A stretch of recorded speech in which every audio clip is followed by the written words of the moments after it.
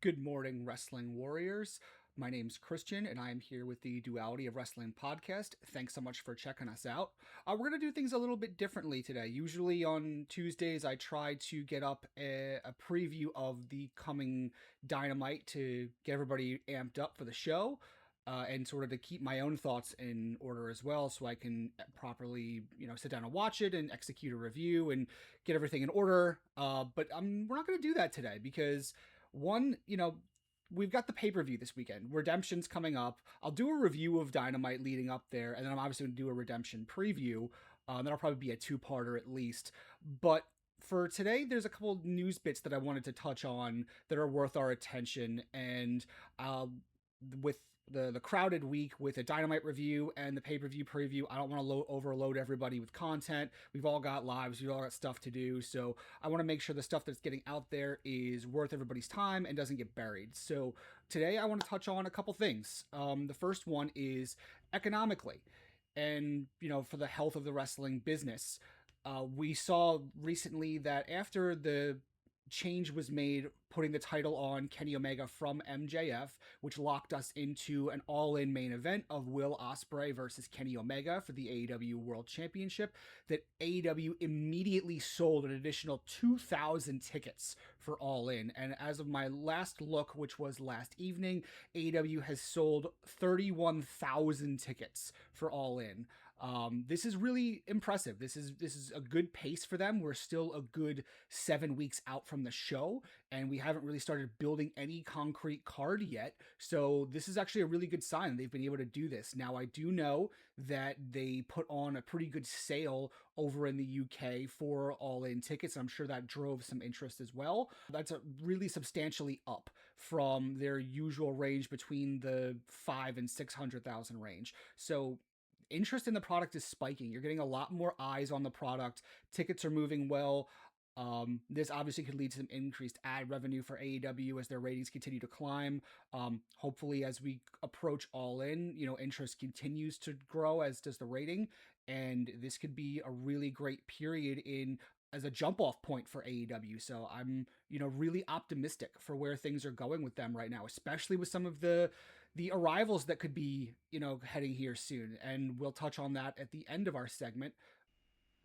Now, in somewhat more unfortunate news, um, it was a little bit of the talk of the Reddit community yesterday that Sammy Guevara has updated his social media bios to reflect his removal of AEW from them. And it wasn't something that was clearly accidental. Sammy actually called attention to it with a post saying, I have a new bio, so people would know that he had removed AEW from it, which indicates pretty clearly that either his time in AEW has completely wrapped up or is on the verge of doing so.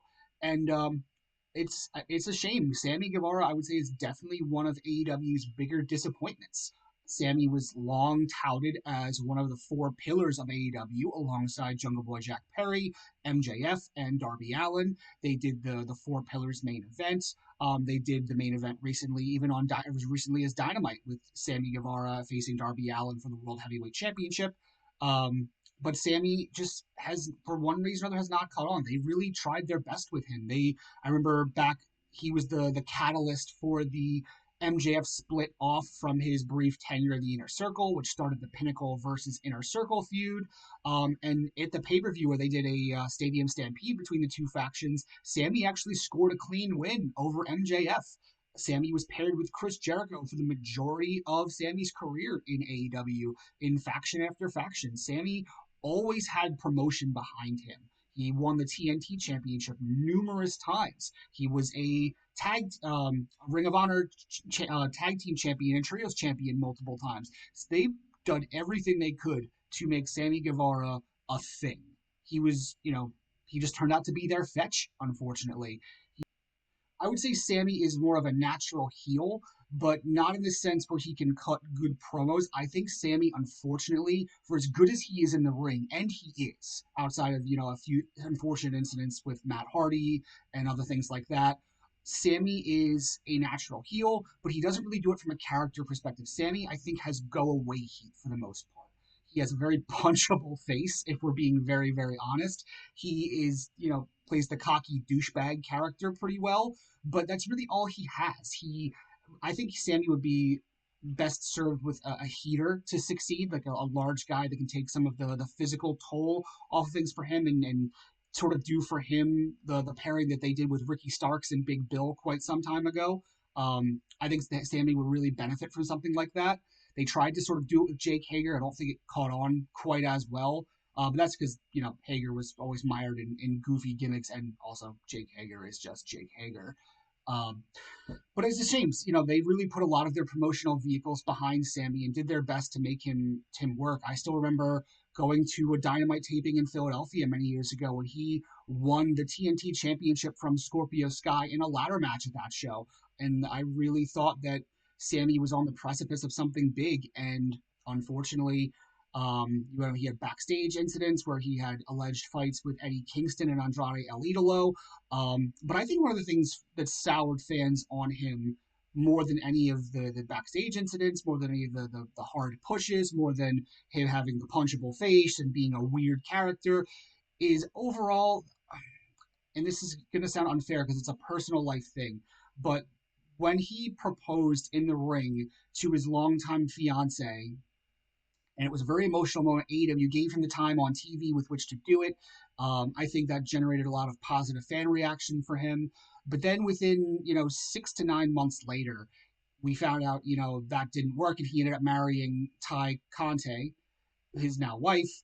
Um, I think that left a bad taste in people's mouths. I think they saw a really nice moment with somebody, and him pivoting so quickly to a beauty like Ty I think probably rubbed some people the wrong way. It almost seemed like somebody abandoning, their roots. So I think it just didn't feel good for a lot of fans to root for somebody like that. Combine that with some of the stuff he had going on, where he injured guys in the ring occasionally, where he apparently didn't want to go to TNA. And if he did want to go there during that partnership angle, it was to win the X Division Championship and never lose, which obviously doesn't really work for anybody but him.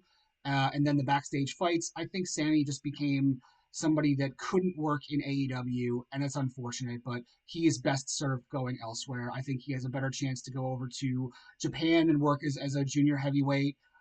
He might be able to catch on in Mexico somewhere. I don't see him going to WWE. If he does, it'll be in NXT, and I don't see him going beyond that. But that's where I think Sammy would be best served in one of those operations because AEW is never going to work for him here. Wish Sammy the best, but not somebody I personally really rooted all that much for. I wish him the best as he goes forward. But then lastly, on a more positive note, as I mentioned, there are some potential new arrivals coming in. We've talked a little bit about the New Day. I think they will end up showing up at All In as a debuting tag team, probably after whatever tag title match occurs to, get people hyped for sort of the next generation of the tag team division with them involved. But another new arrival that I do think we'll see here very soon is Bayley. Bayley, they just did an injury angle with her at Saturday night's main event. I don't watch as much WWE as I used to, but I know that Lyra Valkyria turned heel, attacked Bayley. They, had a big blow off match at Saturday night's main event, did an injury angle with Bayley. That to me is them basically writing her off of TV. I think her contract, if I read correctly, is coming up soon. And there have always, of course, been the Mercedes tweets that have been, trying to, entice Bayley to come over to AEW. And with some of the, things going on at TKO with the requested pay cuts, the inconsistent booking, the product not being as hot as it was, even 2 years ago, I could easily see Bayley doing something I would have never expected because I assumed Bayley was a WWE lifer.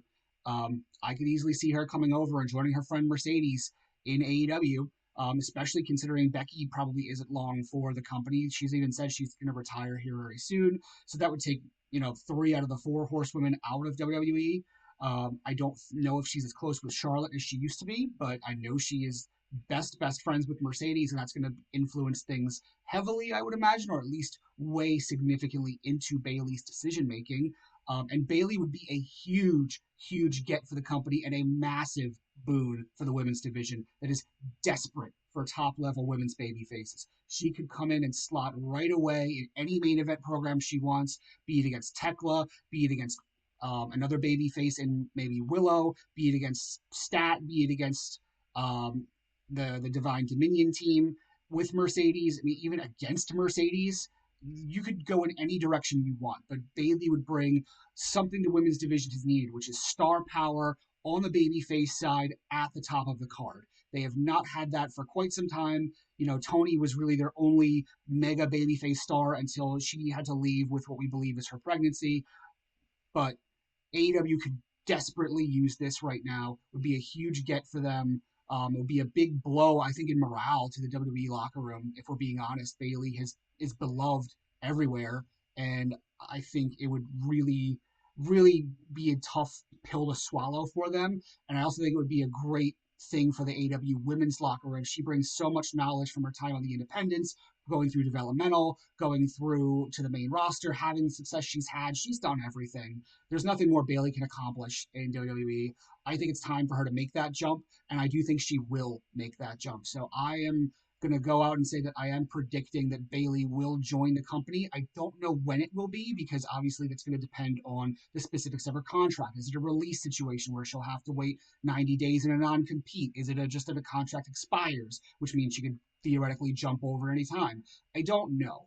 And I don't think we'll see her before All In, to be honest. I think it might be a Dynamite after All In situation. It could be an All Out, debut when they go to Chicago.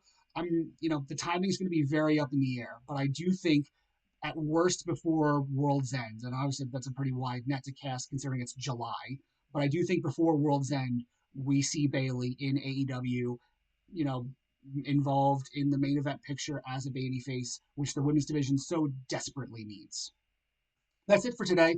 Just wanted to touch on some of those news bits. Thanks so much for checking out the podcast. I will be back following Dynamite with my thoughts on Dynamite, and then we'll jump back in later in the week with our Redemption pay-per-view preview.